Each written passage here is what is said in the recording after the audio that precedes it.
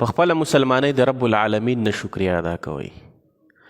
هره ورځ 2 رکعاته صلات شکرانه مونځ کوئ چې الله رب العالمین موږ او تاسو مسلمانان پیدا کړي یو.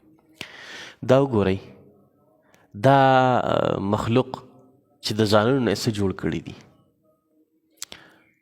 دا وګورئ، خپل هغه اصلي او ښایسته انساني شکل هغه ورانوي او ځان نه څه شی جوړوي. دا وګورئ،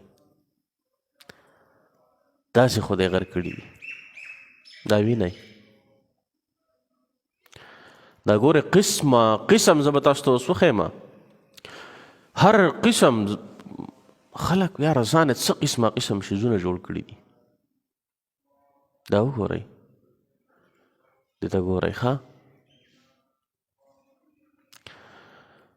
الله رب العالمین د انسان له څومره ښکلی شکل صورت ورکړی دی، او یو سړی دا رالګي دا ورانوي.